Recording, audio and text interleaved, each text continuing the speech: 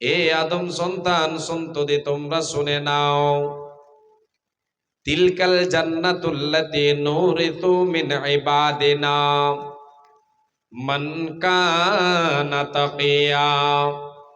হে আদম সন্তান সন্ততি তোমরা শুনে নাও, এ আমার বান্দা বান্দিরা তোমরা শুনে নাও, আমি আল্লাহ রব্বুল আলামিন পরকালের জীবনে তোমাদের বদলা স্বরূপ যে আমি দুটি স্থান রেখেছি, তার ভিতরে একটা হলো জান্নাত।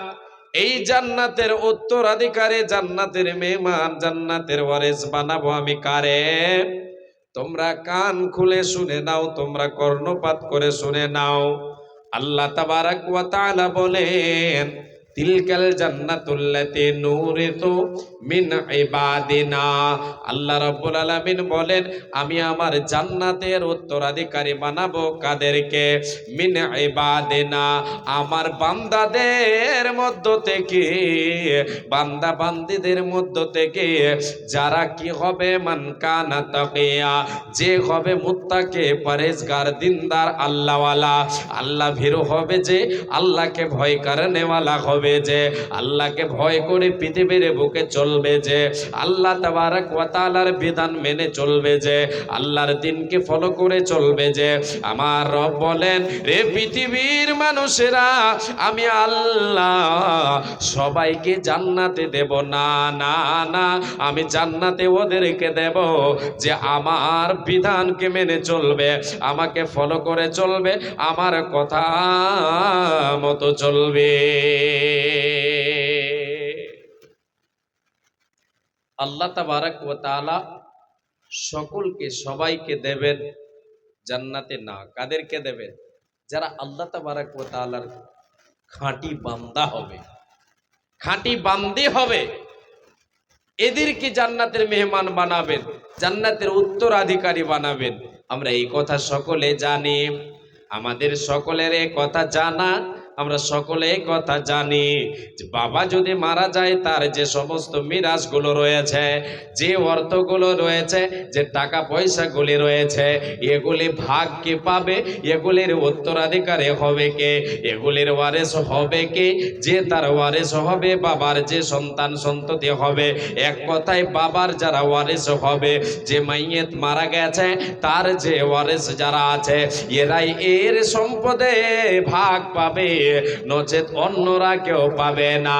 অনুরূপ বাপুরে আমার, মারে আমার, আল্লাহর জান্নাতের উত্তরাধিকারী হবে কে?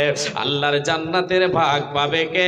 যারা আল্লাহর প্রকৃত বান্দা হবে, যারা মুত্তাকি, পরহেজগার, দিনদার, ইমানদার হবে রে, এরা আল্লাহর জান্নাতের মেহমান হবে। একবার জোরে বলেন সুবহানাল্লাহ। এবার যান মা জননী, তাহলে আল্লাহর প্রকৃত বান্দা, প্রকৃত বান্দি হতে গেলে কি দেখাতে হবে, কি পরিচয়, কি গুণ জীবনে ফুটাতে হবে? অনেকগুলি গুণ ফুটাতে হবে, তার ভিতরে কয়েকটা আমি আপনার সামনে তুলে ধরছি।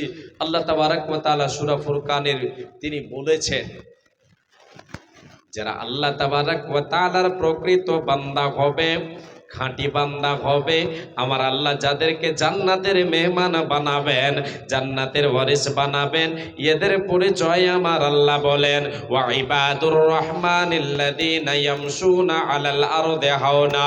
এই পৃথিবীর মানুষ শুনে নাও রে, নরনারী, মুসলমান নরনারী তোমরা শুনে নাও, এরে আদম সন্তান সন্ততি তোমরা শুনে নাও, এ আমার বান্দা বান্দি তোমরা শুনে নাও, রহমানের প্রকৃত বান্দা, রহমানের প্রকৃত গোলাম, রহমানের প্রকৃত দাস দাসে কে হবে রে? এদের গুণ কি হবে? রহমানটা কার নাম একবার বলেন? আর রহমান। আল্লাহ তাবারাক ওয়া তাআলার সিফাতে একটা নাম হচ্ছে আর রহমান, তার মানে হচ্ছে দয়ালু, তিনি হচ্ছেন দয়ালু, তিনি হচ্ছেন মেহেরবান। আল্লাহ রাব্বুল আলামিন বলছেন, রে বান্দারা শুনে নে, তোদের রব আল্লাহ, আমি আমার প্রকৃত বান্দার গুণ তোমরা কিছু শুনে নাও।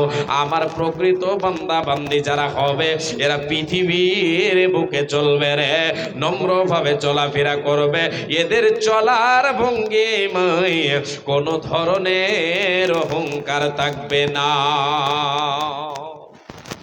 চলার ভঙ্গিমাটা হবে নম্র ভাব, অহংকার মুক্ত চলা তার পৃথিবীতে হবে।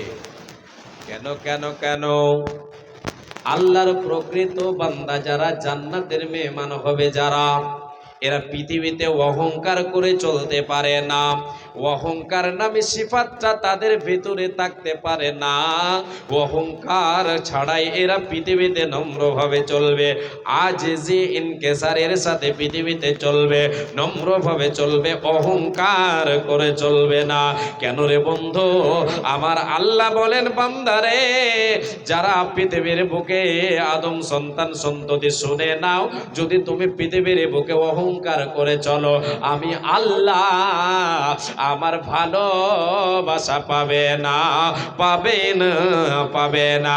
তাই আমার আল্লাহ অন্য আয়াতে বলে দিয়েছেন, এ আমার বান্দা বান্দিরা তোমরা শুনে নাও, ওয়ালা তামশি ফিল আরদে মারাহা ইন্নাল্লাহা লা ইউহিব্বু কুল্লা মুখতালিন ফাখুর।